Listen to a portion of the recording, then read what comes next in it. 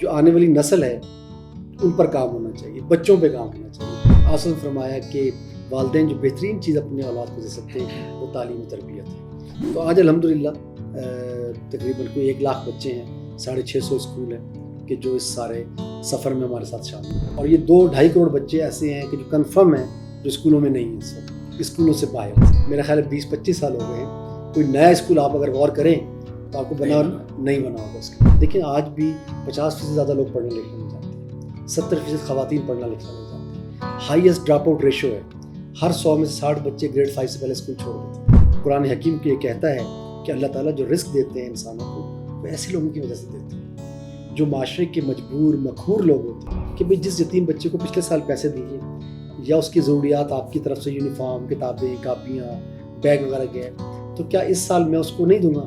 بچوں کے ساتھ کیوں تفریق کرتے ہیں؟ بچے کے ساتھ کوئی تفریق کرتا ہے اس سے بڑا ظالم کوئی نہیں. بسم اللہ الرحمن الرحیم. السلام علیکم ناظرین، میں ہوں عرفان اللہ اور آپ دیکھ رہے ہیں ایکس ٹی وی. ناظرین، تعلیم حاصل کرنا ہر بچے کا بنیادی حق ہے.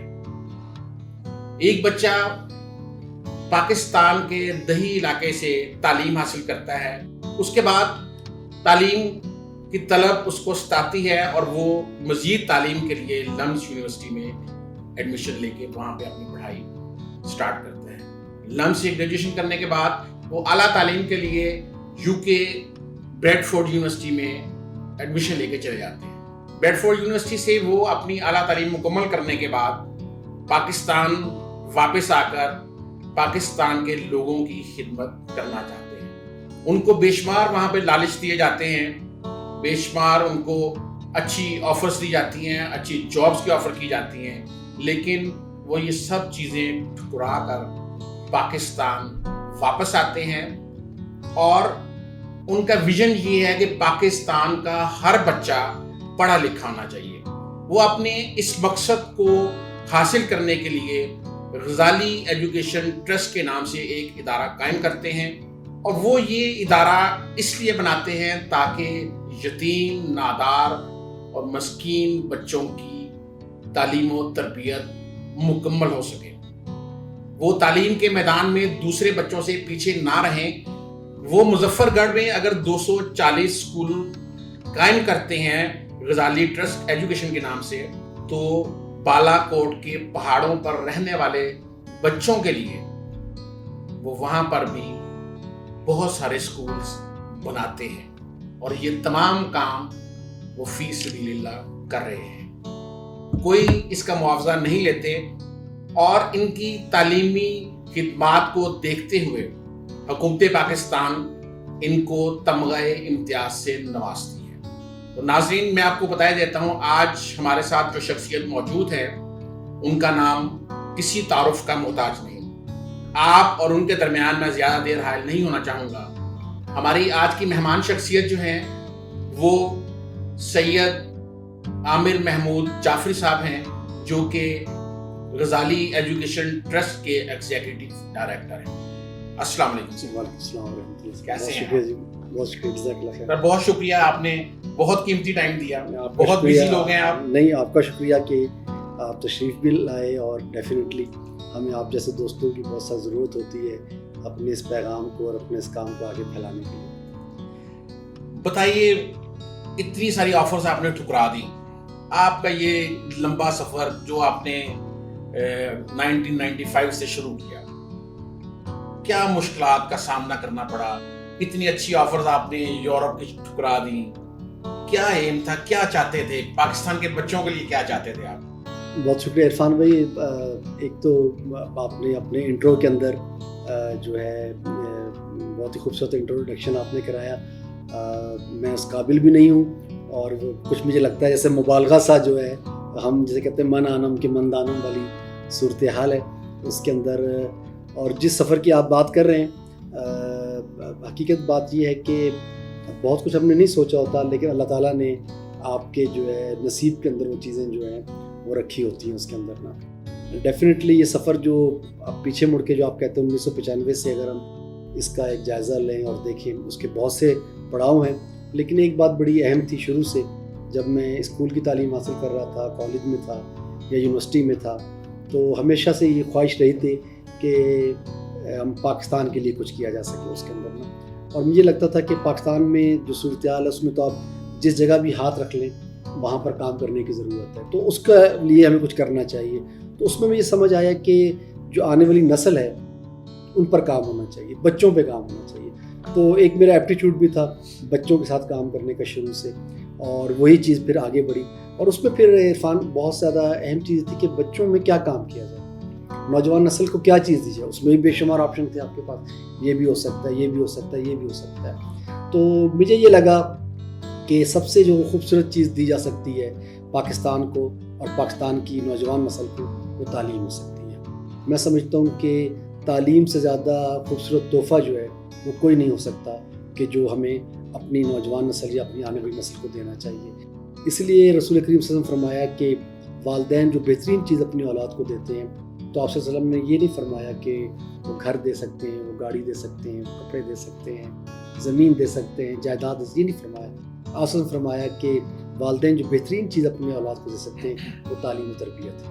تو میں سمجھتا ہوں کہ پاکستان میں اس 75 سال کا اگر ہم سفر پہ جائزہ لیں تو اس سفر میں ڈیفینیٹلی بہت سے اپس اینڈ ڈاؤن آئے ہیں پاکستان کی تاریخ کے اندر, لیکن مجھے لگتا ہے کہ چیزیں الحمدللہ بہتری کی طرف گئی ہیں. لیکن یہ اور بہتر ہو سکتی تھی اگر ہم تعلیم میں پیچھے نہ رہ جاتے, علم میں پیچھے نہ رہ جاتے, تحقیق میں پیچھے نہ رہ جاتے. بس یہ وہ بیک گراؤنڈ تھا کہ جس میں مجھے لگا کہ ہمیں پاکستان کی جو ہے بچوں کے لیے اور اس کے اوپر ان کی تعلیم کے لیے کچھ کام کرنا چاہیے. اور پھر اس میں یہ ایک بڑی اہم چیز تھی کہ اچھا یہ سفر کہاں سے کیا جائے تعلیم میں. تو لگا کہ شہروں میں تو پھر بھی کوئی نہ کوئی ہوتا ہے, شہروں میں پھر بھی گورنمنٹ پہنچ جاتی ہے, پرائیویٹ ادارے پہنچ جاتے ہیں, لوگوں کا انکم لیول نسبتاً بہتر ہوتا ہے, وہ افورڈ کر لیتے ہیں. لیکن وہ دور دراز علاقے, بستیاں, گاؤں, ٹھیک ہے, کہ جہاں گورنمنٹ اسکول بھی موجود نہیں ہیں اور وہاں آبادیاں موجود ہیں, تو وہاں تعلیم کا کیا پرسان حال ہوگا. اور یہ بات میں کر رہا ہوں 1997 اور 99 کی نا, کہ جب پرائیویٹائزیشن بھی اتنی زیادہ نہیں تھی بھی تو چند شہروں تک محدود تھی. گاؤں دیہاتوں کے اندر تو گورنمنٹ اسکول ہوتا تھا یا کچھ نہیں ہوتا تھا وہاں پر نا, اور وہاں بہت بڑی تعداد تھی جو اسکول جانے سے محروم تھی, بچیوں کی بہت بڑی تعداد تھی جو اسکول جانے سے محروم تھی. تو یہ ایک ادارہ غزالی ایجوکیشن ٹرسٹ یہ پہلے سے قائم تھا اور اس کا بہت اچھا ماڈل تھا. ایک استاد ایک کلاس کی بنیاد پر یہ قائم کیا گیا تھا اور 1995 میں قائم ہوا. 1997 میں پہلا اسکول قائم ہوا, اس کے اندر ایک استاد ایک کلاس سے, اور 22 اسکولوں اور 500 بچوں سے اس کا جو ہے وہ آغاز کیا گیا. تو آج الحمدللہ تقریباً کوئی 1 لاکھ بچے ہیں, 650 اسکول ہیں کہ جو اس سارے سفر میں ہمارے ساتھ شامل ہیں. یہ بتائیے کہ آپ نے مظفر گڑھ جیسا جو ایریا ہے وہاں پہ آپ نے 240 اسکول بنا دیے, اس کی کیا وجہ ہے کہ ایک ایریے میں آپ نے اتنے سارے اسکول بنا دیے؟ یہ عرفان یہ بنیادی طور پر آج سے چند سال پہلے ایک بنیادی طور پہ تو یہ آئیڈیا شہباز شریف صاحب کا تھا. شہباز شریف صاحب کا یہ آئیڈیا تھا کہ پاکستان میں یہ بہت زیادہ فگر آئی تھی اس زمانے میں سامنے کہ 2.5 کروڑ بچے اسکول نہیں جاتے, 25 million children are out of schools. اور ڈیفینیٹلی کووڈ کے بعد یہ تعداد اب اور بڑھ گئی ہوگی اس کے اندر نا. یہ جو 2.5 کروڑ بچے اسکول سے باہر تھے, ان ٹوٹل ہمارے ملک میں عرفان 6 کروڑ بچے ہیں جو اسکول جانے کی عمر میں, اس میں تقریباً 4 کروڑ بچے اسکول جاتے ہیں, اور یہ 2.5 کروڑ بچے ایسے ہیں کہ جو کنفرم ہیں جو اسکولوں میں نہیں ہیں, سب اسکولوں سے باہر ہیں. اب آپ یہ مجھے بتائیے, میں اگر آپ سے سوال کروں اور جو ہم سن رہے ہیں اس بات کو, کہ اگر یہ 2.5 کروڑ بچے اگلے 5 سال تک اسکول نہیں جا پاتے تو ان کا کیا مستقبل ہے؟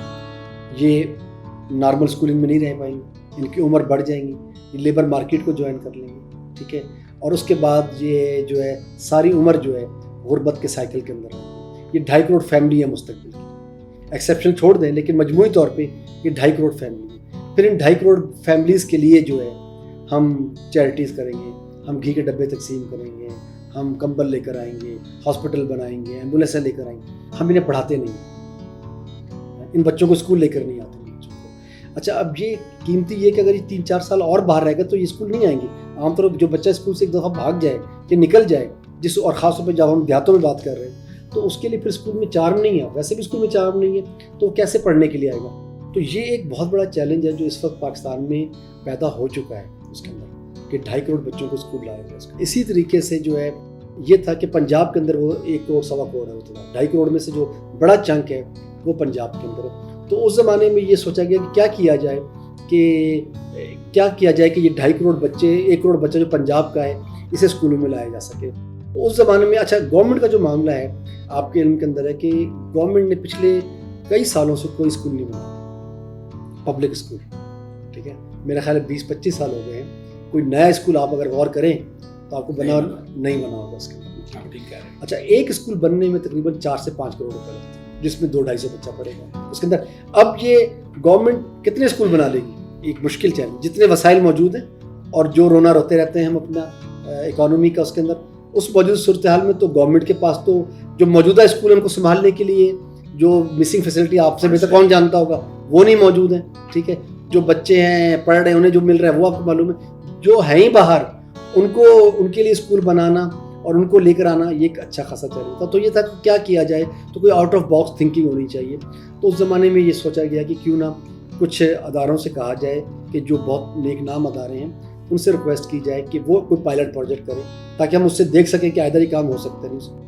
تو اس زمانے میں غزالی ایجوکیشن ٹرسٹ, بریک ایک ادارہ تھا بنگلہ دیش کا, اور ایک SPO, انہیں سلیکٹ کیا گیا کہ وہ آؤٹ آف اسکول بچوں کے لیے کوئی پروجیکٹ بنائیں. اس کے اندر غزالی ٹرسٹ کو کہا گیا کہ آپ مظفر گڑھ میں, کیونکہ وہاں 6 لاکھ بچوں کا ایک فگر آ رہا تھا کہ جو آؤٹ آف اسکول تھے اس کے اندر, اور یہ بچے زیادہ تر وہاں پائے جاتے ہیں عرفان کے جہاں پر نہ گورنمنٹ اسکول ہوتا ہے نہ پرائیویٹ اسکول ہوتا ہے. چھوٹی آبادیاں ہوتی ہیں لیکن چھوٹے اور بہت ہی چھوٹے بچے ہوتے ہیں, وہ دور چل کے بھی نہیں جا سکتے 3-4 کلومیٹر کے فاصلے کے اوپر, تو ان کے لیے قریبی اسکول ہونا چاہیے اس میں. اچھا, گورنمنٹ اسکول بنانے سے تو جو کہ پیسہ نہیں ہے, تو مثلا غزالی ٹرسٹ سے کہا گیا کہ ہم اسکول بنائیں. تو الحمدللہ باقی لوگ کامیاب نہ ہو سکے لیکن غزالی ٹرسٹ نے مظفر گڑھ کے اندر 240 اسکول بنائے. انیشلی یہ تھا کہ 10,000 بچوں کو انرول کیا جائے. الحمدللہ پہلے ہی سال 10,000 بچے انرول ہو گئے تھے. آج 2021 ہے, تقریباً 26,000 بچے ان 240 اسکولس کے اندر جو ہے آج بھی بیٹھے اس کے اندر.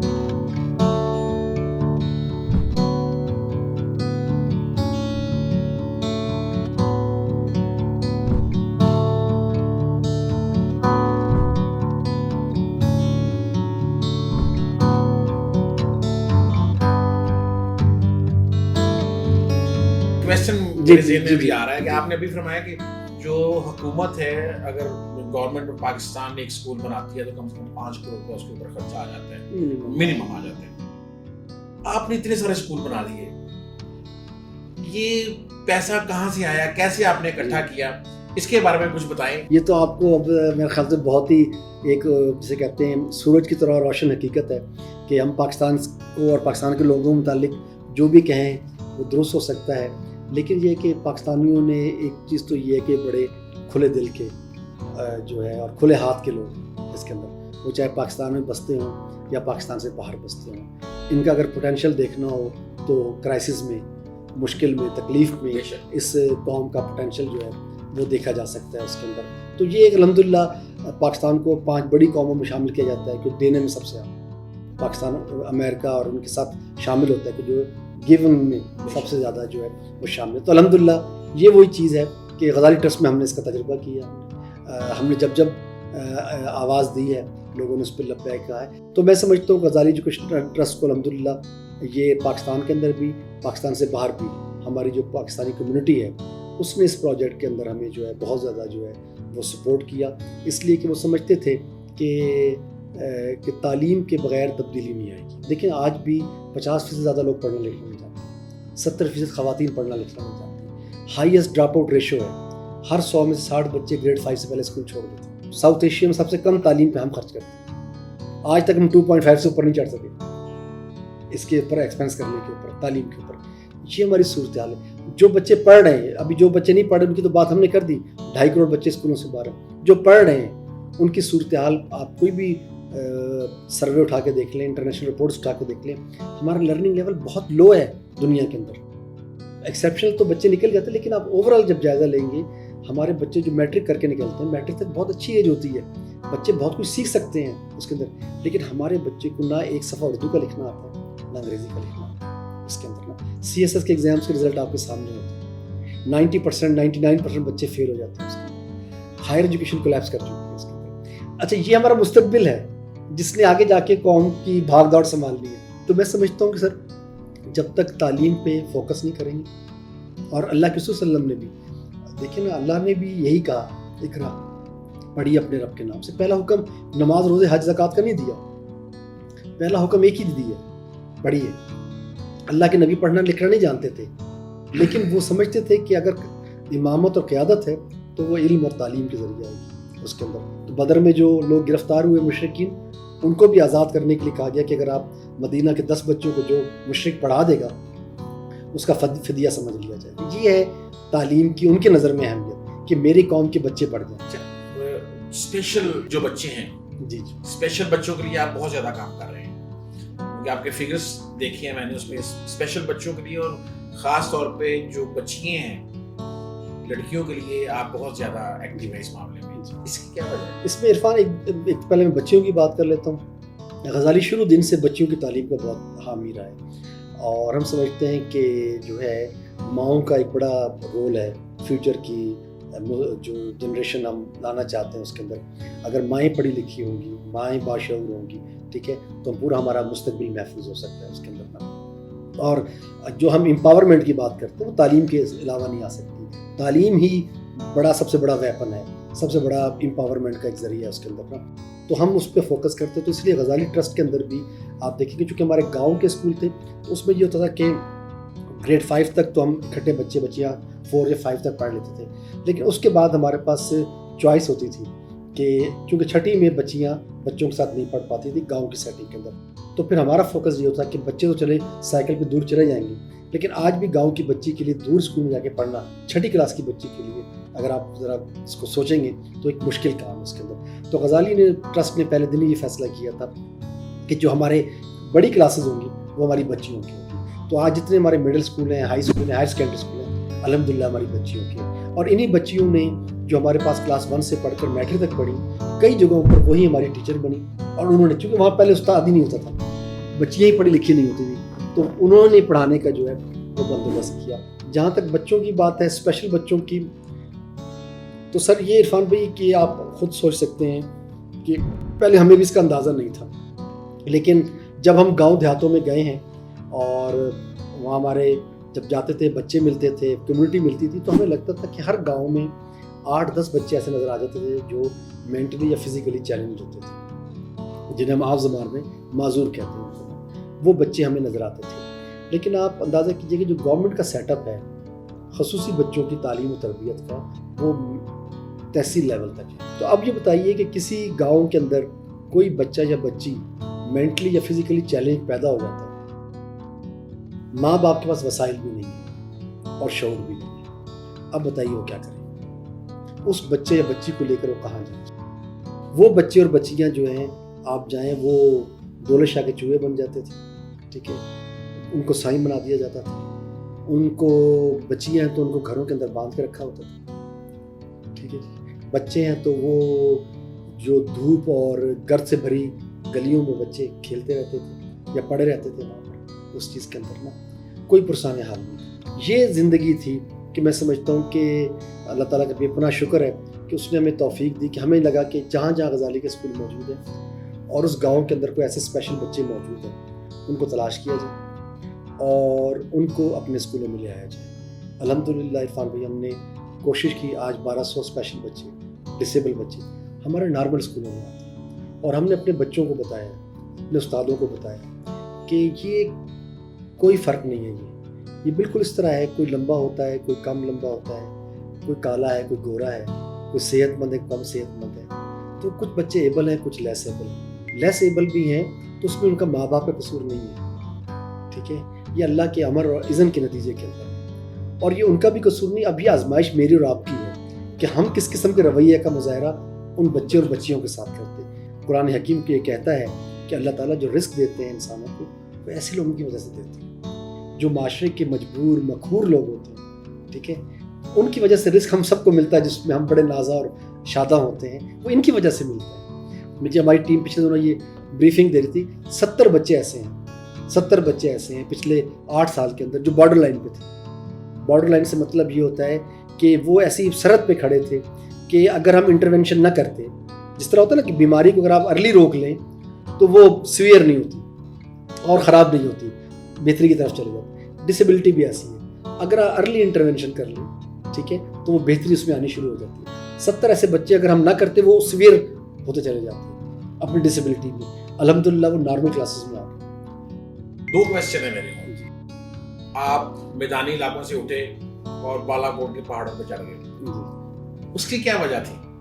एक ये, और दूसरा क्वेश्चन ये है कि जो बच्चे तालीम हासिल कर रहे हैं इस वक्त गजाली एजुकेशन ट्रस्ट में, उनको आप क्या क्या चीजें प्रोवाइड कर रहे हैं? उनको आप बुक्स देते हैं, उनको आप यूनिफॉर्म दे रहे हैं, क्या क्या उनके लिए आप कर रहे हैं? इसमें इरफान जो आपने कहा कि हम पहाड़ी इलाकों और बुलंद इलाकों की तरफ चले गए, एक तो ये कि अल्हम्दुलिल्लाह गजाली ग्रेजुअली बढ़ता गया है, स्ट्रेंथन होता गया है, इसका सेटअप स्ट्रक्चर भी सारा का सारा। पहले हम पंजाब में थे, आपने बिल्कुल सही कहा, इन मैदानी इलाकों के अंदर हमारा सेटअप था, लेकिन आपको याद हो 2005 में ज़लज़ला आया, तो आप समझते पूरा पाकिस्तान ही क्या पूरी दुनिया से लोग जो है इमदाद लेकर वहाँ पर पहुँच गए। हमारा ये कि हमारे पास तो सिर्फ तालीम है, हम अपना तालीम का तोहफा लेके वहाँ पहुँच गए। हम वहाँ पर हमारा ख्याल था कि, और ये सिर्फ वहाँ की बात नहीं, 2005 की बात हो, 2009 का IDPs का सवात का जो हुआ उसमें हो, उसके बाद मेरे ख्याल से फ्लड आया 2 दफ़ा, फ्लड में जो है वो, तो गजाली ने ये किया कि हमारा ये होता है कि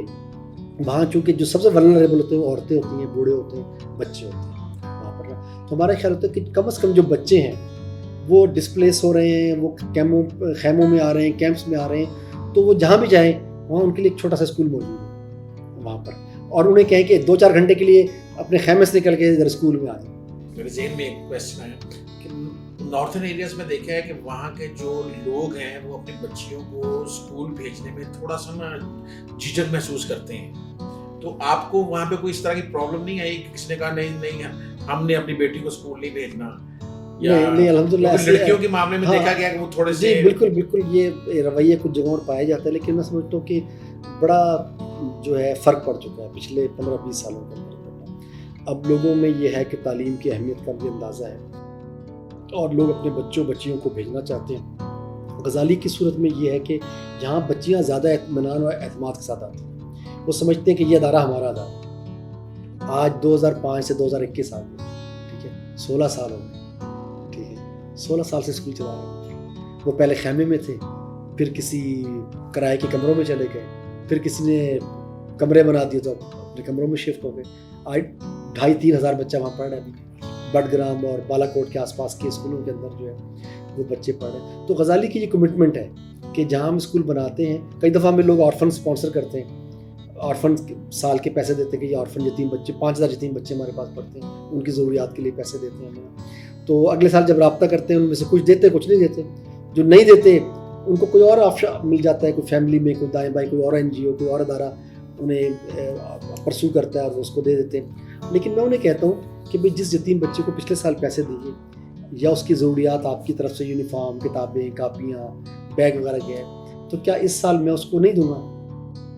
मैं कहूँगा कि नहीं, जो है बकर को तो मिलेगा और ज़ैद को नहीं मिलेगा, ये कैसे मुमकिन? तो अल्हम्दुलिल्लाह गजाली की कमिटमेंट रही, इसलिए आज बलूचिस्तान में भी, KPK के अंदर भी, अभी गवर्नमेंट ने हमें कहा कि आप फाटा में भी हमारे साथ कुछ प्रोग्राम बनाएं और वहाँ पर स्कूल करें। सिंध अभी हमारी आज शाम को टीम एक जा रही है, सिंध में हम जैकबाबाद और जो है कश्मोर जो है वहाँ पर स्कूल जो है वो शुरू करने जा रहे हैं। तो अल्हम्दुलिल्लाह एक है, लेकिन चैलेंज इससे कहीं ज़्यादा बड़ा है। 1995 से आपने सफ़र का आगाज़ किया, एक मकसद लेके आगे बढ़े, क्या आप समझते हैं कि आप अभी तक अपने उस मकसद में कामयाब हुए? जी अल्हम्दुलिल्लाह। देखिए इरफान, ये जो काम है ना जी, हम देखिए नतीजे की परवाह तो करनी चाहिए, नतीजे पे नज़र भी रखनी चाहिए, जो नतीजा हम पैदा करना चाहते हैं, लेकिन ये जो खैर भलाई खिदमत का जो काम है एक नेकी और इनाम से कम नहीं है, ठीक है ना। और दूसरी बात है कि हमने ये अपने बुज़ुर्गों और बड़ों से सीखा है, वो ये सीखा है कि हमारा तो काम उस फ़र्ज़ की अदायगी है, ठीक है, उससे क्या नतीजा पैदा होता है ये हमारे हाथ में नहीं है। प्रोग्राम के आखिर में सिर्फ इतना कहना चाहूँगा कि आप इस कौम को क्या पैगाम देना चाहते हैं? बस देखिए, हमारा जो फ़लसफ़ा है और जो हमारा कहना वो ये है कि जिस तरह इंसान को हवा और पानी मिलता है, इस तरह बच्चे को तालीम मिलनी चाहिए। इस तालीम में कोई तफरीक नहीं होनी चाहिए, कोई तासुब नहीं होना चाहिए, कोई तकसीम नहीं होनी चाहिए। बच्चे हम सबके साथ हैं। बच्चे कपड़ों से महरूम हो जाएं, बच्चे खुराक से किसी तरह से महरूम हो सकती है, اور کوئی چیز کم ہو سکتی ہے، تعلیم کم نہیں ہونی چاہیے. یہ ایسی چیز ہونی چاہیے، اس پہ کوئی کمپرومائز نہیں ہونا چاہیے. ہمیں یہ ہے کہ ابھی تک ہمیں یہ کمی رہی ہے اس کے اندر. ہم سب کو مل کر اس کی طرف جو ہے توجہ کرنی ہے کہ سب سے اہم چیز یہ ہے کہ تعلیم کی فراہمی میں ہماری حکومت، ہمارا سماج جو ہے اس وقت جو کیا کرے. دیکھیے اس وقت صورتحال یہ ہے جو میں سمجھتا 3 چیزیں فوری کرنی ہے. ایک تو یہ ہے کہ جو 2.5 کروڑ بچے اس کو اسکول میں لانے کا ایز ارلی ایز پاسبل کوئی ہمیں ارینجمنٹ کرنا چاہیے، حکومت کو، دیگر اداروں کو مل کر. دوسرا یہ جو اسکولوں کے درمیان جو ایک تفریق ہے، ٹھیک ہے نا جی، غریب اور امیر کے اسکولوں کے درمیان تفریق ہے، اسے منیمائز کرنے کی ضرورت ہے. اس وقت یہ بہت ہی حد تک آگے بڑھ چکی ہے. آج تعلیم اور صحت پیسے کے حساب سے ملتی ہے، پیسے کے حساب سے. اس ملک میں ایسے اسکول موجود ہیں جہاں ڈالروں میں فیس دی جاتی ہے. اس ملک میں ایسے اسکول موجود ہیں جہاں آپ اپنی مادری زبان بول نہیں سکتے.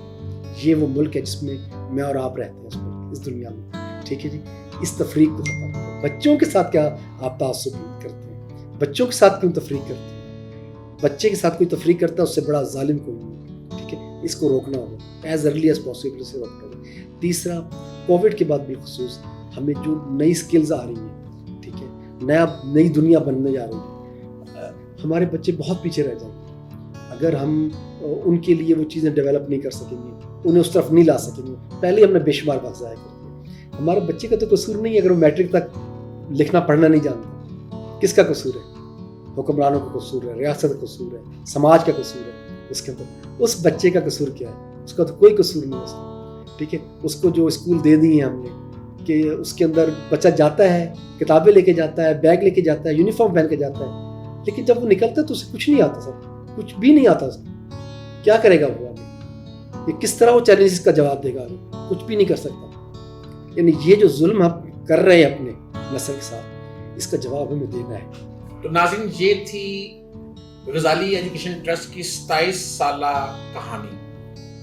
اور جو شمع آج سے 27 برس قبل سید عامر محمود جعفری صاحب نے روشن کی تھی، اس کی روشنی پھیلتے پھیلتے اب پاکستان کے چاروں صوبوں تک چلی گئی ہے. ہماری اللہ تعالیٰ سے دعا ہے کہ انہوں نے جس کام کا بیڑا اٹھایا ہے یہ اپنے مقصد میں کامیاب رہیں. اللہ تعالیٰ انہیں مزید ترقی دے، یہ مزید اسکولوں کی شاخیں دور دراز دیہی ایریاز میں، نارتھ ایسٹ ایریا میں، پہاڑوں پہ اسی طرح کھولتے رہیں تاکہ وہاں کے جو نادار، یتیم اور اسپیشل بچے ہیں ان تک بھی تعلیم پہنچ سکے. امید ہے آپ کو یہ پروگرام پسند آیا ہوگا. آپ سے اجازت چاہتا ہوں، ملیں گے ایک نئے پروگرام میں ایک نئی شخصیت کے ساتھ. تب تک کے لیے اللہ حافظ.